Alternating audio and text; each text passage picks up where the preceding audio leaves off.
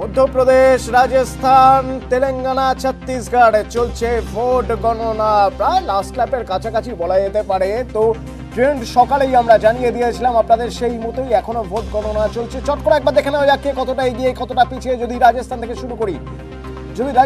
শুরু করি তাহলে রাজস্থানে 199টার মধ্যে দেখুন ছত্তিশগড়ে 90টার মধ্যে থেকে 54টা এগিয়ে রয়েছে বিজেপি, লিড করছে 34টাতে লিড করছে কংগ্রেস। এবার একবার অন্যগুলো দেখে নি। রাজস্থান, মধ্যপ্রদেশ, তেলেঙ্গানা কি পরিস্থিতি। রাজস্থান 199 মধ্যে 111, বিজেপি 111টিতে এগিয়ে রয়েছে। বেশ কয়েকটা, বলতে গেলে প্রায় 40টা আসনে পিছিয়ে রয়েছে, 39টা আসনে পিছিয়ে 72টি আসনে লিড নিয়ে রেখেছে কংগ্রেস। এবার মধ্যপ্রদেশে 230 আসনের মধ্যে থেকে 164টিতেই বিজেপির রমরমাট। বাকি 64 আসন, 66টির মধ্যে 64টি আসন কংগ্রেসের, দুটি অন্যান্যদের। একমাত্র তেলেঙ্গানা যেখানে কংগ্রেস বলার মতো ফল করেছে, 69টি আসন কংগ্রেসের হাতে এখনো পর্যন্ত এগিয়ে রয়েছে কংগ্রেস 69টি আসনে। এবং বিআরএস বেশ কিছুটা পিছনে, প্রায় অর্ধেক আসন বিআরএস এর কাছে, এখন অর্ধেক আসন ওই কংগ্রেসের তুলনায় 36টা আসনে লিড করছে। ছত্তিশগড় আদিবাসী ভোট ফ্যাক্টর, সেই ছত্তিশগড় এবার বিজেপির হাতে যাচ্ছে। কেন, কিভাবে, কি ফ্যাক্টর? ছত্তিশগড় রায়পুর থেকে আমার প্রতিনিধি ममता लांजेवाल আমার সঙ্গে সরাসরি রয়েছেন। ममता जी, जरा हमें बताएंगे अभी वहां पे क्या चल रहा है? एक तरफ खुशी का माहौल है, दूसरी तरफ मायूसी छाया हुआ है, पर वोट ऐसे हुआ कैसे? मतलब कांग्रेस का यह हाल हुआ कैसे वहां पे? बिल्कुल, देखिए इस वक्त हम प्रदेश कांग्रेस कार्यालय राजीव भवन में मौजूद हैं। मैं अपने कैमरा पर्सन से कहूंगी कि वो आपको यहाँ पर दिखाएं। सुबह जब हम यहाँ पर आए थे तो तमाम तैयारियां थी। सामने जो मिठाई की दुकान है वहां से कहा गया था कि 70 तरह की जो मिठाइयां हैं वो जो है उसके ऑर्डर दिए गए हैं। फूल वालों से कहा गया था, बैंड बाजे की तैयारी थी और एक तरह से जश्न, ये कहा जा रहा था कि 1:30 बजे तक जश्न का माहौल हो जाएगा। लेकिन अभी आप देख सकते हैं यहाँ पर जो कांग्रेस कार्यालय है वहां पर सन्नाटा पसरा हुआ है। कुमारी शैलजा जो है, जो कांग्रेस की प्रदेश प्रभारी है, वो यहाँ पर पहुंचने वाली थी करीबन 11 बजे, लेकिन अब वो नहीं आ रही है, नहीं पहुंची है। अजय माकन यहाँ रायपुर पहुंचे हुए, लेकिन वो कांग्रेस का दफ्तर जो है वो नहीं पहुंचे हैं। यहाँ पर अगर हम बात करें तो कांग्रेस को ये जरा भी उम्मीद नहीं थी। ये उम्मीदों से परे नतीजे जो है वो कांग्रेस के लिए आए हैं। कांग्रेस जो है ये मान के चल रही थी कि एग्जिट पोल में ये जरूर है कि बीजेपी और कांग्रेस के बीच में कड़ी टक्कर बताई गई है, लेकिन कहीं कहीं पर कांग्रेस को सीधे तौर पर मेजोरिटी मिल रही थी। लेकिन कांग्रेस ये भी कह रही थी, मुख्यमंत्री भूपेश बघेल का भी लगातार बयान था कि 56 सीटें जो बताई जा रहे हैं एग्जिट पोल में, हम उससे कहीं अधिक जाएंगे। और कांग्रेस ने यह नारा ही दिया था अब तक 75 पार। ज्यादातर जो कांग्रेस के लीडर्स हैं वो ये दावा कर रहे थे कि 75 से ऊपर सीटें आएंगी। मुख्यमंत्री खुद कह रहे थे कि 60 से ज्यादा सीटें आएंगी। लेकिन अब स्थिति ये है कि जो सरगुजा संभाग है, जहां से पूरी सीटें कांग्रेस को मिली थी और जहां से उप मुख्यमंत्री टीएस सिंहदेव आते हैं, वो सरगुजा जो है वो पूरी तरीके से कांग्रेस के हाथ से जा रहा है। बस्तर में अगर हम बात करें तो कांग्रेस के जो प्रदेश अध्यक्ष हैं दीपक बैज, वो वहां से चित्रकूट जहां से लड़े थे, चूंकि वो पहले सांसद थे लेकिन अब विधायक का चुनाव उन्होंने लड़ा था, क्योंकि पीसीसी अध्यक्ष बन गए थे, वो वहां से हार रहे हैं। तो बस्तर और सरगुजा पूरी तरह से साफ है। वही बात ममता जी आपसे पूछना चाहेंगे कि ये बस्तर, ये ट्राइबल वोट कैसे बीजेपी की तरफ शिफ्ट किया गया है?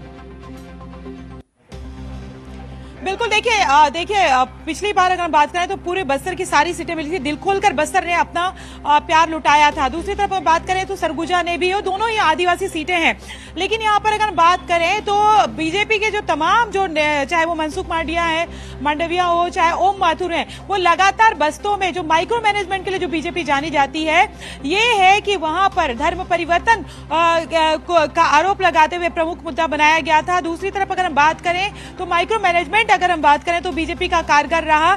दूसरी तरफ अगर हम बात करें तो पूरी अगर ओवरऑल सीटें जो है, कहीं ना कहीं मुख्यमंत्री को ये लग रहा था कि धान और किसान का जो मुद्दा है वो कारगर होगा। लेकिन अब धान और किसान का मुद्दा जो है वो यहाँ पर कारगर नहीं हुआ। कर्ज माफी की कांग्रेस ने दोबारा घोषणा की थी, लेकिन वो मुद्दा अब जो है वो भी एक बड़ा वो उस तरह से जादू नहीं चल पाया।